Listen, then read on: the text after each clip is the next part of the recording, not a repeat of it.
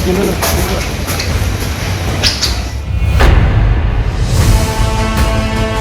tengah rintik hujan, Lisa Mariana digelandang ke markas Polda Jawa Barat.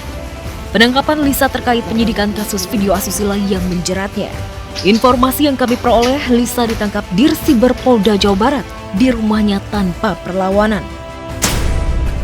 Pada hari ini kita telah melakukan upaya paksa penangkapan atas nama saudari LM berdasarkan bukti yang cukup untuk dilakukan penetapan sebagai tersangka dalam kasus tidak pidana, yaitu transmisi elektronik yang Undang-Undang ITE yang isinya adalah terkait dengan video pornografi.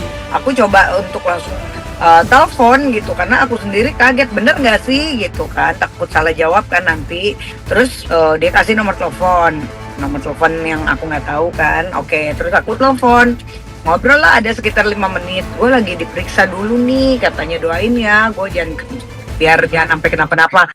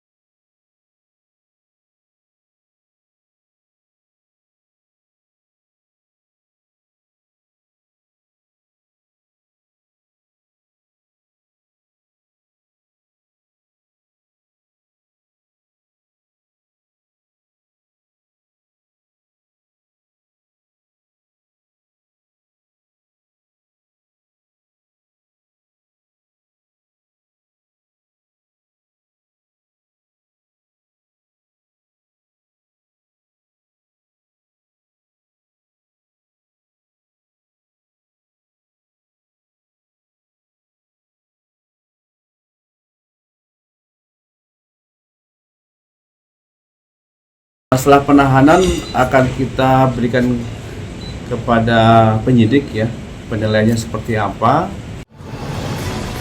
Dalam kasus dugaan penyebaran video asusila, penyidik telah menetapkan Lisa sebagai tersangka. Lisa sendiri sempat dimintai keterangan ketika statusnya sebagai saksi. Ketika itu Lisa optimis dirinya bisa terbebas dari jerat kasus itu. Persiapannya? Ya, persiapannya ya? Siap dong, harus siap. Apakah betul itu di video itu Mbak gitu dan itu dengan siapa gitu Mbak? Iya, betul. Selain menghadapi kasus hukum video syur di Polda Jawa Barat, Lisa juga tengah menghadapi kasus dugaan fitnah dan pencemaran nama baik atas laporan mantan Gubernur Jawa Barat Ridwan Kamil. Lisa yang sudah berstatus sebagai tersangka dalam kasus tersebut tidak menjalani penahanan. Kan dibilang keliru. Saya pikir itu bukan yang harus dipublish gitu ya. Ya, terima kasih ya.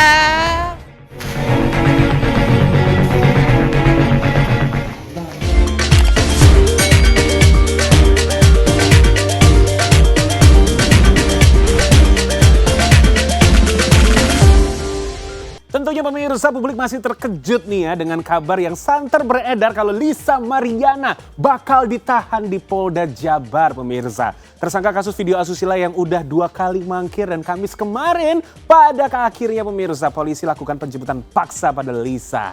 Jika benar Lisa ditahan, sepertinya kekhawatiran Lisa akan menjadi kenyataan. Dan kabar yang awal pemirsa, kita juga mengetahui ya cinta segitiga Inara Rusli, Insanul dan Mawa.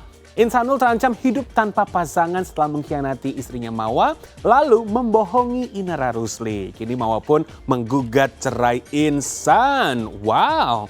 Ya begitulah pemirsa ya, setiap perbuatan itu pasti ada yang namanya sebab dan akibatnya. Insan harus benar-benar belajar untuk menjadi pria yang gentle dan bertanggung jawab. Wanita mana coba yang terima suaminya menduakan cinta? Wah pemirsa, semangat pagi menjelang weekend kembali lagi tentunya bersama saya James Purba yang sudah siap pastinya untuk mengupdate kabar selebriti yang hot dan viral di Celeb On News yang hanya ada di MSTV Rumahnya Seleb. Kabar berikutnya pemirsa hadir dari Karina Ranau yang merupakan istri almarhum Kang Epy Kusnandar yang begitu histeris melepas kepergian almarhum di peristirahatan yang abadi. Berita selengkapnya sesaat lagi, jangan kemana-mana, tetap di Celeb On News. Mampu menahan kesedihan sejak awal jenazah tiba di makam. Dengan berurai air mata, Karina memberikan kata sambutan sebelum jenazah Epy diturunkan ke liang lahat. Mewakili keluarga sebagai istri, mohon maaf pada semua yang mengenal suami saya, yang mengenal papi kami. Jika selama hidupnya beliau punya salah, punya kata-kata atau lisan atau sikap yang kurang berkenan, mohon dimaafkan.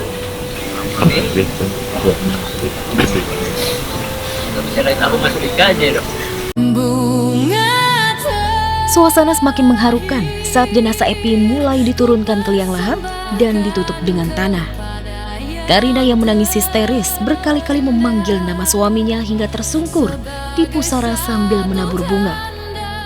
Dalam tangisannya, Karina terus berbicara seolah berdialog dengan suaminya dan mengungkapkan betapa ia kehilangan sosok yang selama ini jadi tempat curhat.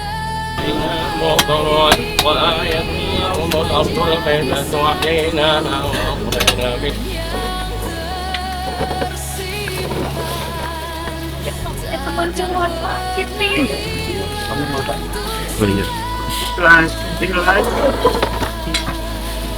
Aku cerita sama siapa? Kamu kan benar yang baik buat aku, Mami. Kamu siapa? Aku mau ketemu di mimpi aku ini.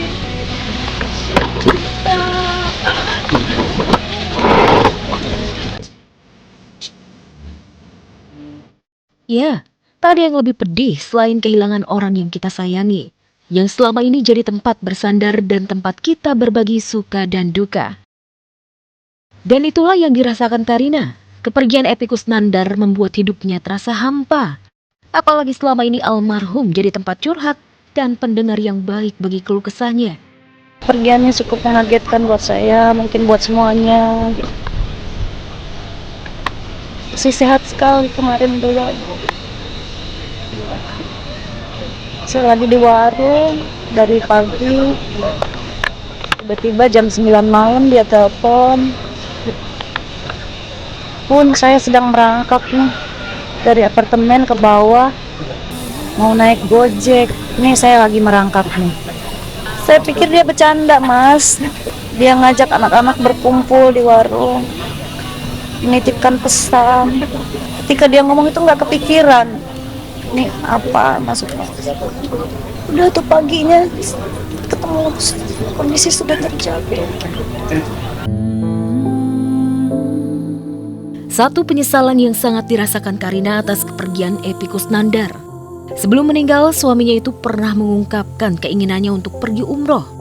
Dan Karina sudah berniat memberikan hadiah umroh kepada Epy usai lebaran haji tahun depan. Tapi sayang, belum sempat diwujudkan, sang suami sudah lebih dulu berpulang. Lebaran haji ini rencana mau ngasih hadiah umroh sama suami. Karena beliau ingin sekali berangkat ke sana. Tapi belum sempat. Saya dikasih ujian. Saat beliau dikasih ujian, beliau pernah bilang, "Bun, pulang dari sini aku mau ke sini." Dia melihatkan gambar Ka'bah ke saya. Ya, baru mau saya rencanain, mau saya kasih. Tapi tidak terucap. Papi pengen umroh tapi bundanya belum siap. Sampai-sampai papi pengen berangkat sendiri. Cuman ya nggak kesampaian lagi. Nanti aja diwakilin aku aja. Beliau adalah salah satu aktor yang paling humble ya, yang pernah aku kenal. yang sangat amat low profile, ya bisa kita jadiin contoh. Buat Kang Happy, semoga amal ibadah diterima di sisi Allah dan husnul khotimah, dan keluarga kuat teruskan perjuangan-perjuangan dari Kang Happy.